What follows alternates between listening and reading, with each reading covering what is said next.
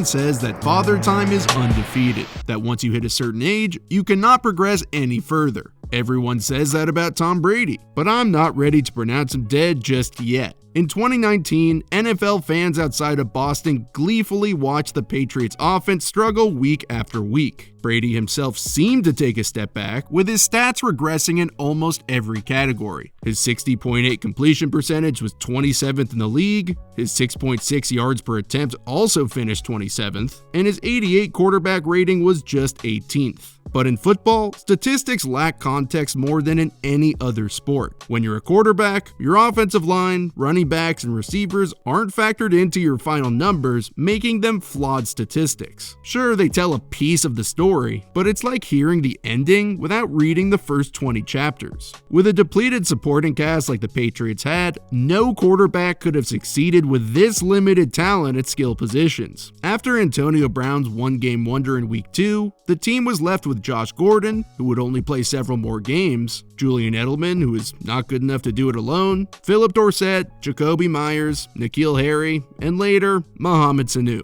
That cast struggled to gain separation in man coverage throughout the season and struggled to read coverages before and after the snap. Defenses were not scared whatsoever. They blitzed the Patriots 32% of the time, nearly twice as much as in 2018, doubled Julian Edelman almost every play, and played one-on-one man coverage daring anybody to win a matchup. With the lack of talent at the offensive skill positions, it appeared Brady was done, but that is simply not the case. Without a Gronk or AB as an additional threat to complement Edelman, defenses regularly shifted all of their attention to the slot receiver and dared the rest of the offense to beat them. It was clear what a second weapon could do in Week 2. The Dolphins set out to stop Edelman by doubling him or shifting coverage his way, so AB made them pay. Before the snap, the Patriots positioned running back James White outside with two other receivers. Since the Dolphins line up a corner outside on White, that tells Brady it's probably zone coverage. 3-on-2 also suggests zone, and when they motion White back inside and nobody follows him,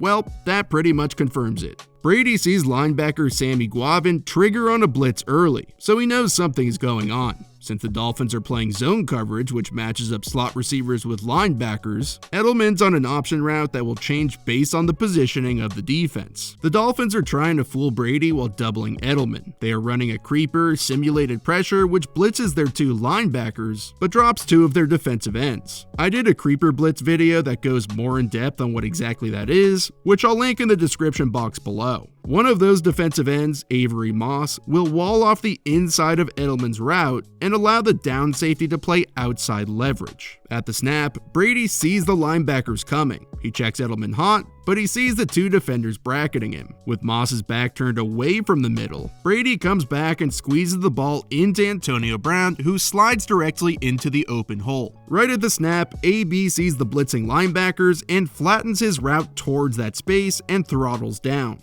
Even in just 1 week, he and Brady had built a rapport that made defenses pay for doubling Edelman. The end zone angle gives more context to what's really happening here. As White motions in, Iguavin makes that little jump, then Brady immediately flashes a quick glance to AB. Brady knows if Iguavin is blitzing with the 4-down lineman, once AB clears the other linebacker Jerome Baker, the slant will come open. Brady sees both linebackers blitzing and sees Moss drop out to cover Edelman. He's basically using the process of elimination during the play. With both blitzing, he anticipates Edelman will be open, but when he sees Moss turns towards him, he knows there are 0 defenders left in the middle of the field. When Edelman jumps back outside, Moss zones off back into the hole, so Brady has to zing this ball in through a fairly tight window. With AB, they had a receiver who could win the one-on-one matchups that defenses were conceding when they doubled Edelman. Heading into a week, you can game plan 1 receiver out of the game, but 2?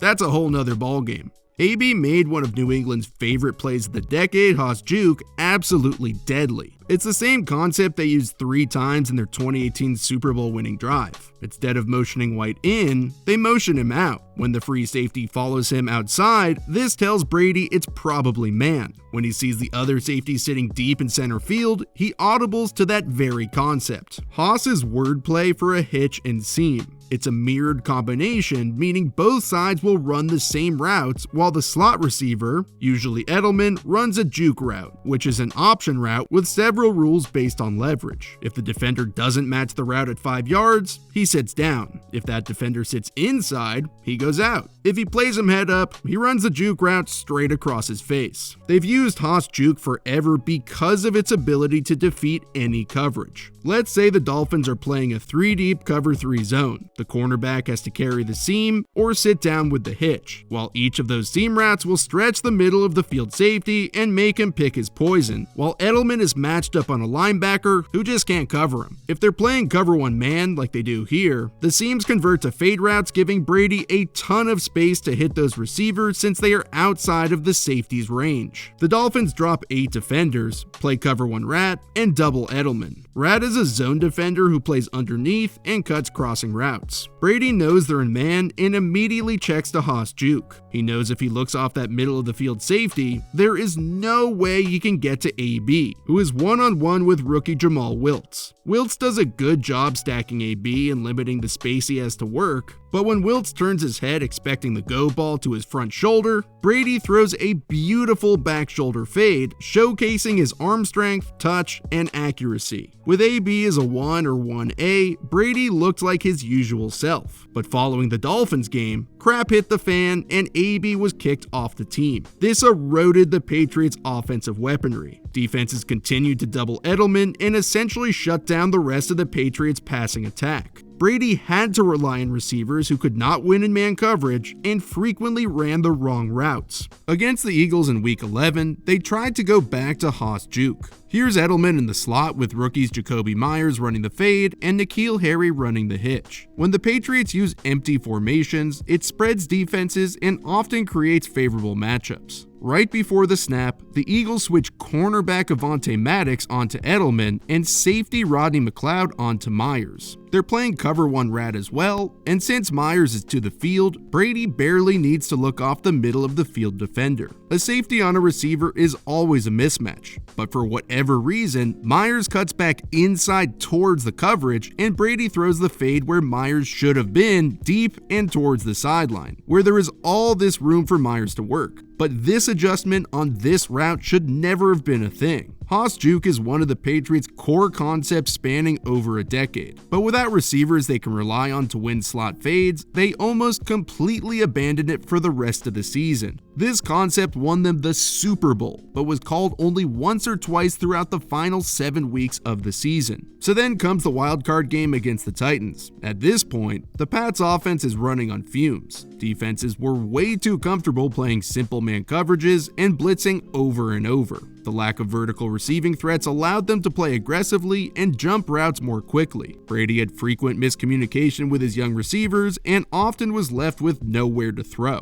In this game, all of their issues came to the forefront. The Titans even guarded their receivers with safeties, showing them complete and utter disrespect. On the first pass of the game, Edelman runs an option route, and Sanu and Harry have a cross-dig combination on the other side. The Titans played cover 1 Rat just like everybody else, and have a safety, Kevin Byard, manned up on Sanu. Byard is a great safety and has covered the slot in the past, but this year, he played the post or matched up on tight ends and didn't really cover receivers one-on-one. Brady's first read is Edelman. As he gets ready to make his move, he sees the Rat shading towards him inside, so he jumps outside. When Brady comes off Edelman, he has a split second to hit Sanu on the crossing route before the Rat reads Edelman moving away and sinks back to the middle of the field. Sanu has to win on this route. A receiver on a safety should be advantage Sanu every single time, but he gets completely blanketed. By the time Brady comes off of him, the pass rush swarms in and the play is dead. With all that attention on Edelman, the Pats needed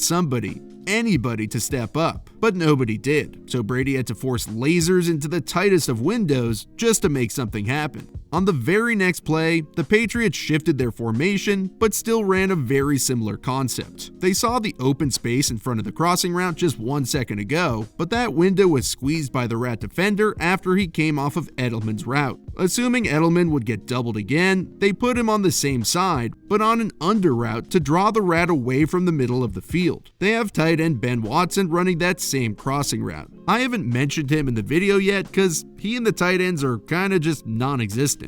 The Titans are playing cover one man again and take their rat defender and use him to double Edelman. This opens the middle of the field for Watson, who is matched up on a linebacker, but he gets pretty much zero separation. Brady sees the linebacker's head turned away and throws an absolute missile through his face. This is the throw I saw that inspired this episode and convinced me if Brady can make this throw this late in the season, he isn't done. He sees Byard focused on Edelman, so he knows when Watson breaks inside, he'll be running to open space. As Brady hits the top of his drop, Harold Landry is screaming around the edge, so he steps up to find the soft spot in the pocket. As the pocket shrinks, he makes a throw that should be hung in the Louvre. It has timing, pace, precise accuracy, and that velocity that tells me Brady can still play. He is not Peyton Manning at the end of his career throwing wobblers that barely cut through a 5-mile-per-hour breeze. He's not lollipopping fade routes to the perimeter, and his stats do not accurately reflect what type of quarterback he still is or will be this upcoming season. Sure, we've seen the Patriots with limited weaponry before, but not like this. Not receivers who uncover at this low of a rate or who constantly make mental errors and run away from the ball. Yes, most of Tom's stats were bad, and yes, there are takeaways from some of those numbers. But let's remember the context that those numbers lack. If Brady stays with the Patriots in 2020,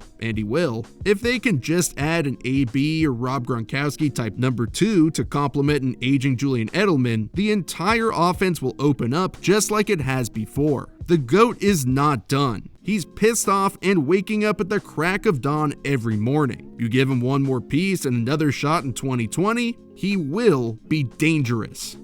Thank you so much for watching. I hope you enjoyed this week's episode. If you did, make sure to subscribe and click the little bell button for more. Thank you everyone for your support. Thank you to my patrons or Patreon people or whatever. I want to just reiterate my gratitude to all of you and how fun all of this really is. I got to answer some of the questions of the week that you guys asked me. We were talking about what the 49ers need to do in the draft this season, and just the overall kind of status of their team and where they stand heading into 2020. Of course, that's open to all the other 31 NFL teams, not just the 49ers, but I was just kind of tapped into the team this season, covering them and whatnot, so that's kind of who I was talking about. So, if you're a Patreon supporter, feed me those questions. I get to them every Friday, and of course the weekly video, article, play breakdowns that I put up there will continue, and I really like those because it's stuff that helps me learn, and then I just throw it up there because it's just good stuff. Some people ask for a Tua video after my Burrow scouting report, so